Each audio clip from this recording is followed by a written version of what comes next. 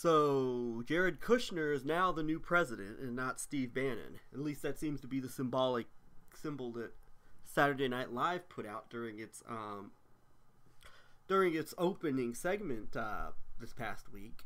During the opening monologue, it was President Trump, once again played by Alec Baldwin, bringing in Steve Bannon being portrayed by the Grim Reaper, and Jared Kushner being portrayed as Jimmy Fallon, to come into his office, and he was going to choose apprentice style which one got to stay on as his primary aide.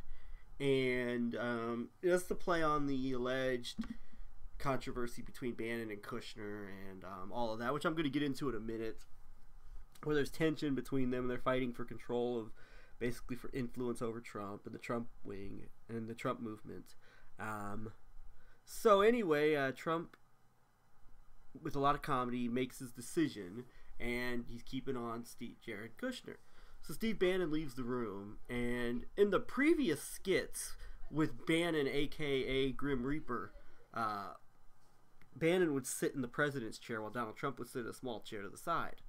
Now in this skit, when Bannon left the room, Kushner takes over the president's chair, and Trump sits in his little chair to the side.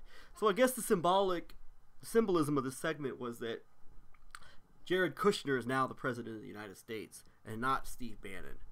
You could almost make the argument that this segment was signifying that Trump is now Kushner's puppet rather than Bannon's puppet on a string.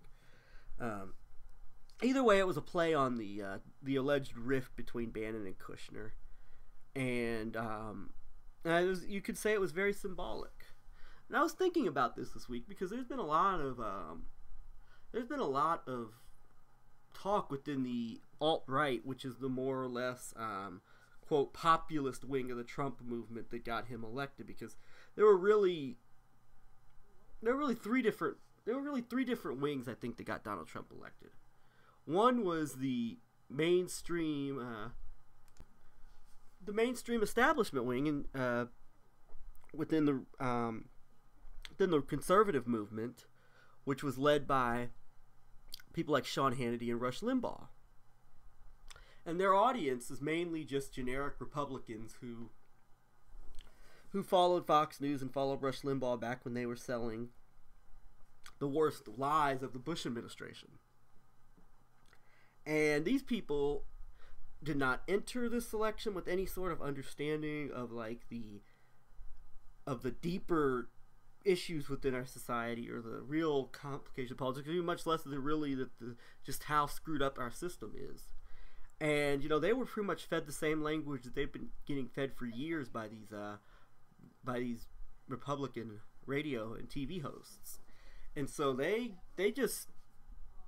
supported Trump without any sort of major difference in their philosophy or in their personal or in their viewpoints or how they see the world. And then you have the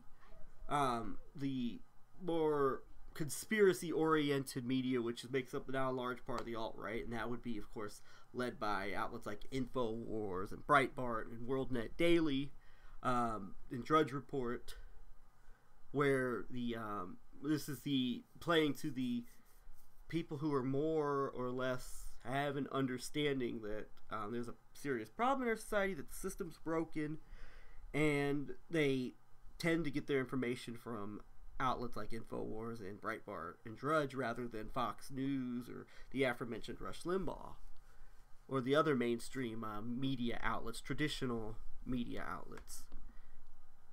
And these outlets played up big time the idea that Donald Trump is actually going to bring America back from the brink of destruction, while Hillary Clinton's going to continue to destroy us. He's the lesser evil. No matter what flaws Trump has, we've got to support him because Hillary Clinton would be so much worse. And Trump is, most importantly, he's anti-globalist, they told us. He's the man who's going to move us away from this globalist shift and bring us back to a more nationalist, unleash the power of the economy. And then the third wing is what we really call the alt-right, which is led by people like Richard Spencer and David Duke, and influenced by websites like the Daily Stormer, and of course Stormfront.org. And these are the people who push much the same message that the InfoWars crowd pushes, just with an emphasis on Jews and Judaism and Jewishness, which is something that the previous outlets stayed away from, the outlets in this previous category. And they use many of the same talking points, get Trump in there, and also talk about how Trump would be a potential could potentially save Western European civilization and the European race, the white race, from keep from losing its power and influence in the West and all of that. These three wings, I think, really built an unholy alliance and brought Trump in. And of course, you had various conduits or various influence makers behind the scenes who were really making a huge difference. And one of those would be Jared Kushner. And it seems that Kushner, of course, is like the liaison between Trump and like this global mob that like mob connected individuals, many of whom have strong Zionist connections, that Trump has been associated with this entire adult life, that business community. And then you've got the populist wing, which was led by Stephen Bannon of Breitbart Media, and Robert Mercer, the hedge fund billionaire who gave a late infusion of funds to the Trump campaign, and also kind of took charge of the campaign in terms of putting Bannon and putting Kellyanne Conway and couple other very important people into significant spots within the Trump campaign team. And so so they were I would say the leaders of the people, the primary forces which got Donald Trump elected, in collusion with the three wings of the Trump movement that I mentioned. And also the traditional media pretty much really, despite the constant emphasis on what Trump said in the private videos and the audios and what he has allegedly done to women, really kept out the most damning facts and the most damning things that could be used against him completely out of the narrative, such as the Jeffrey Epstein connections and the allegations of rape, which were actually buried after the victim claimed that she was getting death threats. And things like that, which the media completely stayed away from Trump's lifelong mob connections. Even in focusing on Russia, they didn't really focus on a lot of things that could have actually, that would really point to some very shady and nefarious behavior on behalf of, if not Trump personally himself, then many of the people that he's very close to. So this was an alliance that got Trump elected, and of course, as I said, the traditional media played a role by pretty much whitewashing, really not emphasizing any of Trump and the Trump administration, the inner circle that surrounded Trump his entire life, the real evidence, the real things that could really get them into serious scrutiny from his base and from the people that were voting for him. And I could argue that Clinton actually got the worst end of the exposure, because while you had all these damning WikiLeaks emails and other information coming out, in addition, of course, to the 4-year campaign against her that she was responsible for Benghazi, which there's some truth to, but the Republicans have completely spun it to make Benghazi into something it wasn't. And so we're not getting the real truth on that matter. In addition to that, Benghazi for a long time, which the seeds had been planted for with the constant scrutiny of her, there was the email scandal, there was the WikiLeaks emails which revealed that Hillary Clinton knew about the funding of ISIS and actually allowed it, and the creation of it. Donald Trump wasn't entirely incorrect when he said Barack Obama founded ISIS and Hillary Clinton was the co-founder. Media likes to talk about how stupid that is and how that's fake news, but there really is a lot of truth to that. And the WikiLeaks emails also went in depth about the corruption of the Clinton Foundation and all the crimes of the Clinton Foundation, all the money it's fleeced from people over the years. So, really, you look at it, and the emails and the WikiLeaks got a ton of mainstream media coverage. And I could argue that while the entire world was made to believe that Donald Trump was the person who was the designated loser of this entire campaign, and I think that you go back with the benefit of hindsight and look at how the media covered this election, and you could say that Donald Trump was selected to win in many ways, and I increasingly believe that. And so this all worked in Trump's favor and got him in there. And now that Trump's in, there's all of this alleged infighting going on between the various wings of the Trump movement, particularly between Stephen Bannon and Jared Kushner. Bannon, the aforementioned head of Breitbart Media, which is a hardcore pro-Zionist media outlet. The CEO of Breitbart, Larry Solov, I believe he's the CEO, close associate of Andrew Breitbart, has written an article for the Breitbart.com back in 2015 titled Breitbart Media, Made in America, Conceived in Israel. And it tells the story of how the idea for Breitbart Media came from a 2007 visit to Israel. And there's a picture of Larry Solov and Benjamin and Andrew Breitbart and what's the guy's name? Jim Hoft from Gateway Pundit, another one of these alt-right media outlets, which has had a serious rise in relevance and name recognition since Donald Trump got elected. Now with even a reporter actually having DC press credentials for the Gateway Pundit, much like Breitbart now has those credentials. And so this is what Steve Bannon represented. Of course, Steve Bannon also put out a lot of the most hardcore of the anti-Islam, the outright anti-Islam, anti-Muslim propaganda, which has also been a staple of this war on terror, being constantly being propagated by the likes of Frank Gaffney, of course, was a signatory to the Project for a New American Century, which called for the catalyzing event like a new Pearl Harbor. And this is who Steve Bannon represents, and this philosophy is well represented by people like the aforementioned Gaffney, as well as Pamela Geller and Michael Ledeen, who was the co-author of the book with Trump's first national security advisor, Michael Flynn. And so this is, and Bannon represents this ideology combined with like this paleo-conservative, paleo-libertarian nationalism, which is all about strong borders, strong domestic defense, and economic nationalism. And the alleged fighting now that Bannon is allegedly at war with is this faction led by Jared Kushner. And of course, Kushner's the son-in-law with the more socially liberal worldview, but who is also like Trump's I would say maybe liaison, perhaps you could say handler in many ways, as far as Trump's lifelong, he epitomizes Trump's lifelong connections and close with the really elite New York City business community, and also of the major mob interest, gambling interest, people with mob and gambling fortunes. Of course, that also extends on into Russia, and that seems to me to be the real factor of any sort of Trump-Russia connections. But that doesn't get talked about in the media because they want to make it all about Putin to start a new Cold War. And so Kushner represents Trump's lifelong affiliation with Wall Street, with the business community. It even goes beyond Wall Street. It goes beyond this DC Wall Street access, and gets into even deeper and other elements of major economic and financial domination. And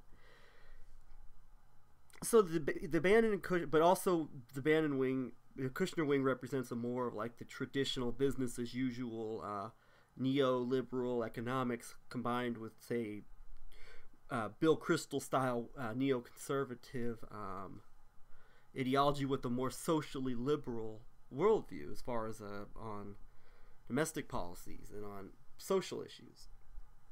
And there's said to be all this infighting that Jared Kushner is bringing in all of these Goldman Sachs bankers like Gary Cohn and Stephen Mnuchin, both of whom of course are Jewish, and therefore the alt-right, that's ammunition for them to use by saying, see, it's Trump's Jew son-in-law is bringing in all the Jews to manipulate and control Trump and move Trump away from his stated goal of putting America first. And their argument is that if only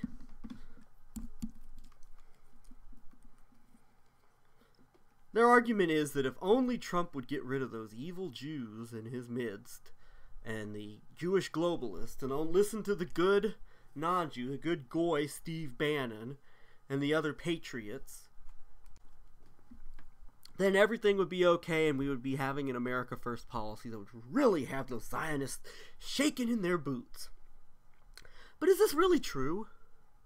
I want people to think really long and hard about this. Is this really true? And think of this in a number of different ways. There's a couple different ways, a couple different angles to look at this from. Here's the thing. Steve Bannon was the chief strategist.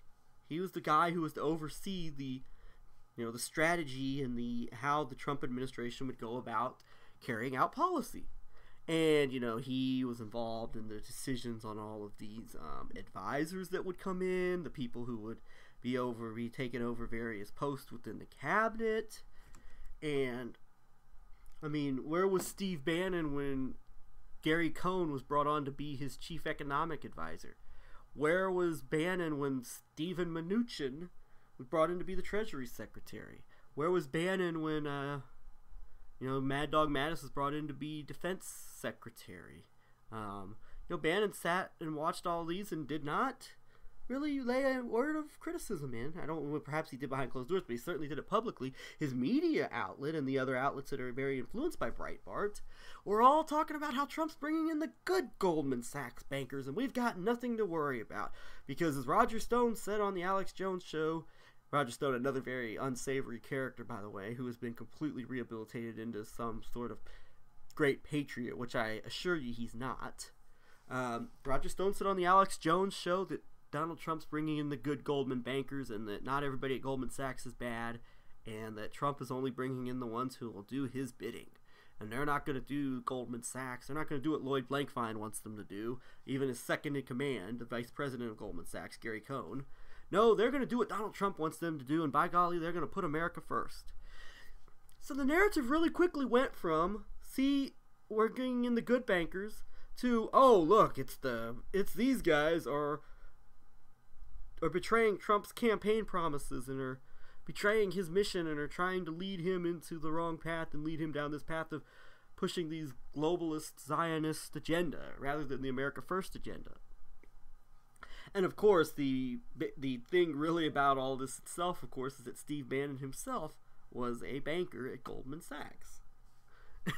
And before going into Hollywood and making a fortune off of Seinfeld, and then, of course, getting into filmmaking, and then taking over at Breitbart after Andrew Breitbart's death. So was Bannon and these other nationalist America First people in this transition team, were they really that naive of what Mnuchin and Cohn and others were going to bring to the table?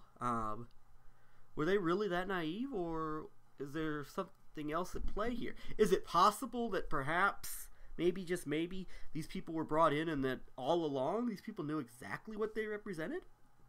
And now you're getting a strategy attention as a way to in there to, you blame Jared Kushner when that's not even the tip of the iceberg as to how far the real, really dissecting the problems within this administration goes. And it also holds out the hope and it keeps alive this narrative that Donald Trump and the Trump movement are pure and genuine, and that Trump will, and still continues to keep alive this idea that, well, Trump will listen to us if we have the right people there to give him the right information, and he just needs to get rid of Jared Kushner and the Jewish globalists who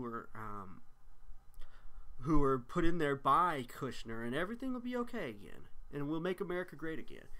But I don't see that, and not just because these people had to know what Trump was bringing in with this transition team and the cabinet picks he was filling and things of that nature. And in addition to that, Breitbart has never been an anti-war, anti-intervention outlet. Breitbart is more hawkish on Israel than most media outlets are. Now, of course, it goes back to being conceived in Israel. Breitbart is the foremost purveyor, pusher of the hardcore anti-Islam, anti-Muslim rhetoric being pushed by, of course, and strongly influenced by people like Frank Gaffney and David Horowitz and Pamela Geller. And Breitbart has been an outlet pushing the hawkish agenda against China. Remember, it was Steve Bannon when he was hosting Breitbart News Daily. It said that he foresees a scenario where we're at war with China within 5 years. And these are the people who we're told that they are the ones who are going to get us out of this mess if only we'd stop listening to Kushner and his Jewish globalist buddies. Would things really be better? I mean, people continue to say that Michael Flynn, the first national security advisor, of course, would not have gotten us into these. Would not have been an interventionist like this H.R. McMaster appears to be, which of course H.R. McMaster is accused by the Trump people being a neocon who is subverting his foreign policy. And, there's probably some truth to that. I mean, McMaster is very closely connected to David Petraeus and also very closely connected to, the Weekly Standard Bill Kristol crowd. So there is very likely some truth in that. But where the problem is that, it's just that, just like Kushner, McMaster, if we get rid of McMaster, then Trump and his generals could be, America first again. But Michael Flynn was pushing for tension with Iran. It was his partner who he wrote the book about how to win the war on terror, Michael Ledeen, who was advocating that we needed to go into Iran right after the Iraq War started. And Michael Flynn, his first thing he did as National Security Advisor was to officially put Iran on notice. So I'm not seeing this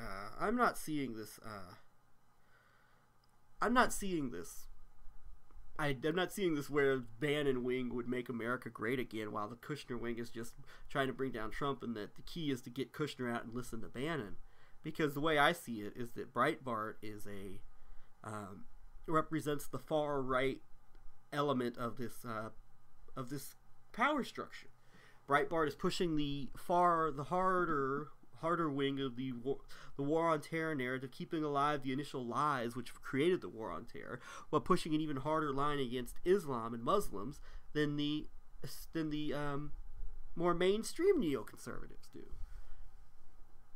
And also Breitbart plays all this identity politics, which divides and conquers people, blames liberals and feminists, and gets conservatives and liberal feminists social justice warriors at each other's throats with all those memes and the various narratives that are out there. So I see Breitbart as being a far right controlled opposition outlet, which ultimately serves in fulfilling the agenda, helping to fulfill the agenda of the mainstream establishment. And I think that with Breitbart and Steve Bannon and the rise of these people, that I think that, and you're seeing this throughout the West, with the rise of the internet, the rise of social media, and the rise in awareness that something is seriously wrong, that there are problems in the world, there are problems in America, and that America is being deceived and is being destroyed from within in many ways, the conservative base continues to grow dissatisfied, much like the progressive base was very much given hope with the rise of Bernie Sanders. This right-wing base, this conservative base, which is very unhappy with the direction the country's going in order to continue to control them and to manipulate them in a pro-establishment direction, you have to put out media and activism that appeals to them. So you put out an outlet and you media conduits and also raise various individuals in political and activism circles who are very much take a hard line on immigration, who take a hard line on economic nationalism against getting out of global trade deals, and also pay a lot of lip service to the libertarian principles of non-interventionism, although I argue that these people do not represent that at the end of the day.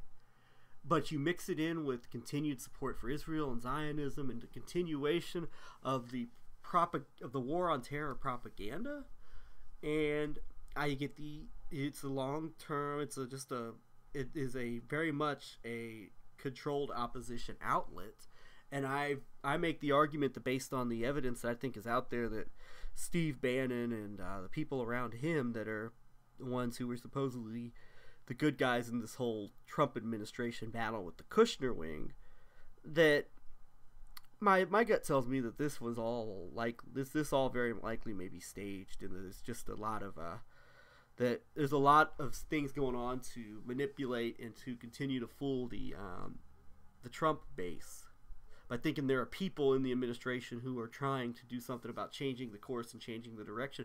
When in reality, I think that this probably planned all along, and that this gets people to this confuses the Trump base and gets it's a large portion of Trump base to just believe that Trump's just being manipulated and that there's nothing wrong with him, and that don't look at the lifelong connections that Trump's had to these shady entities that are within the global power structure, that are really hardcore devoted to Israel. And when you're devoted to Israel, you're devoted to continuing the lies of the war on terrorism, because the war on terror was largely created in Israel and by Israel.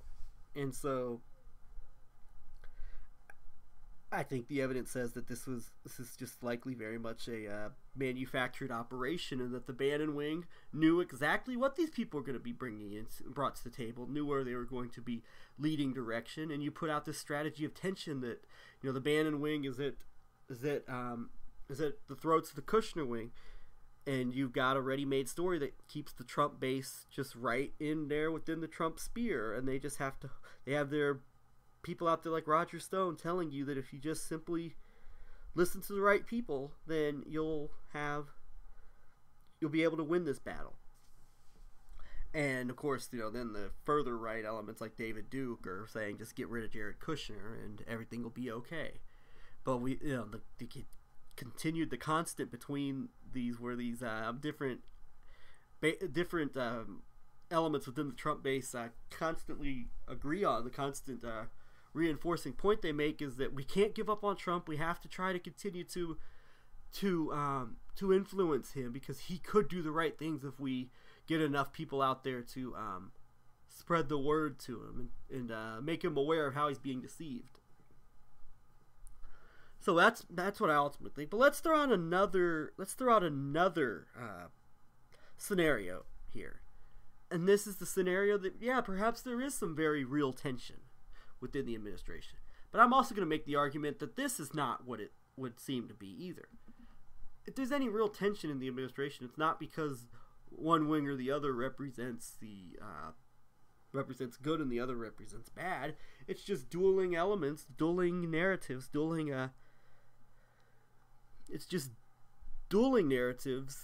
philosophies that are both have very negative effects, that are fighting to influence Donald Trump.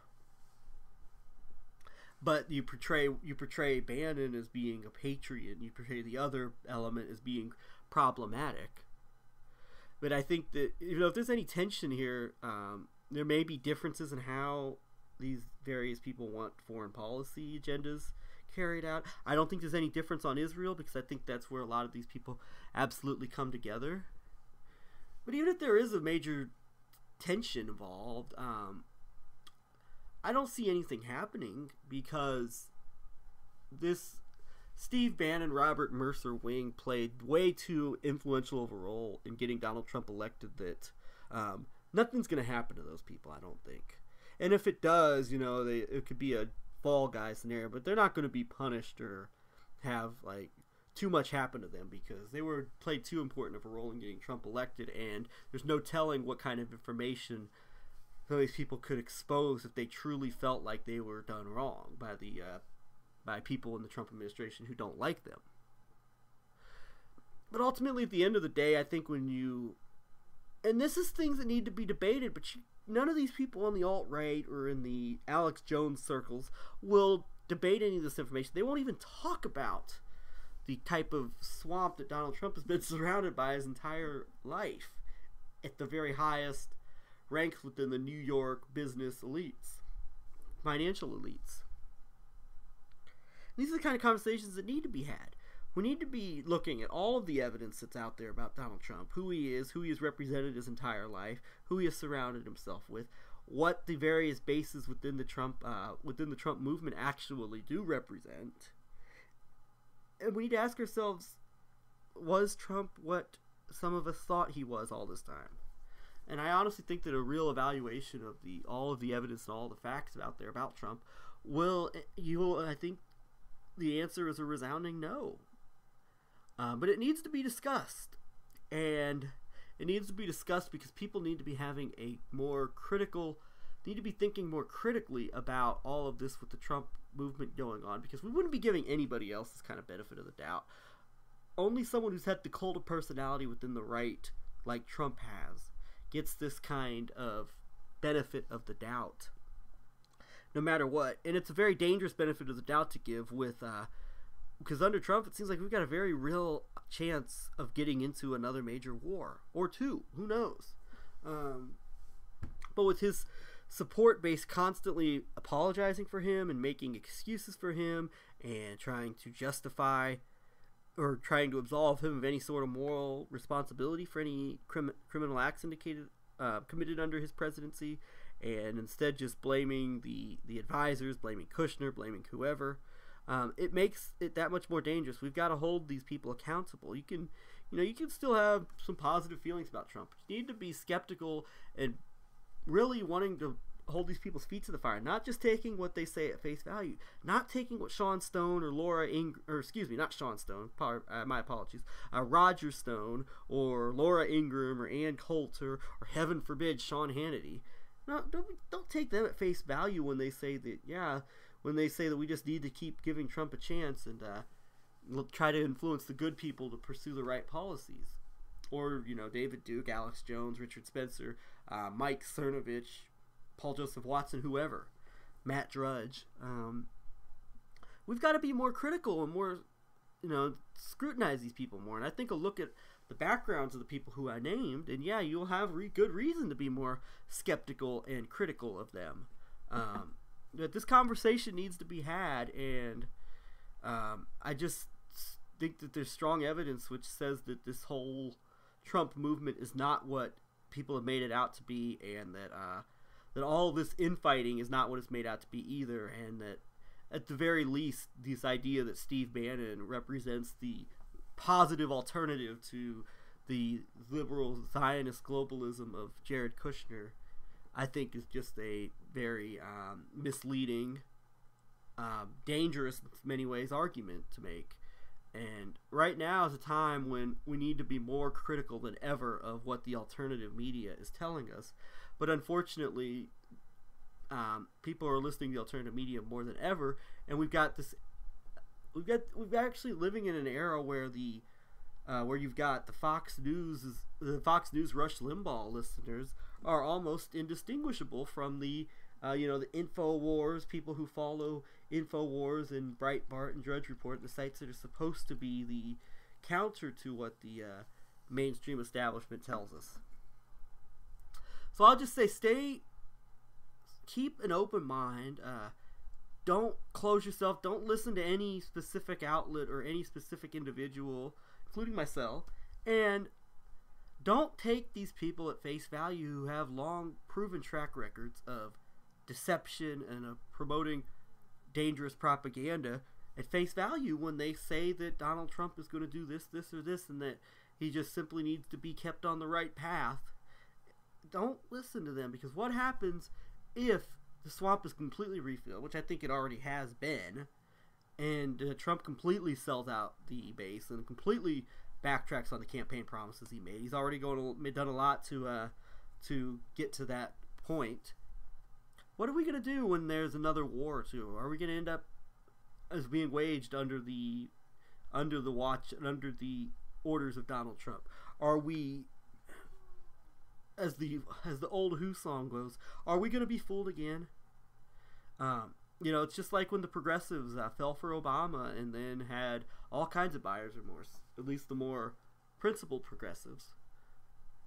And I just fear we're seeing history repeat itself with Trump, and it's extremely disappointing to see the lack of really critical thinking with regards to what the Trump movement actually represents and what Donald Trump himself represents and what Donald Trump was or was not put into office to do. And we've got to start questioning and really start scrutinizing and holding these people accountable who are the people that are out there rallying support behind Donald Trump. So just keep an open mind and start questioning what you're seeing, and really use your brain, and just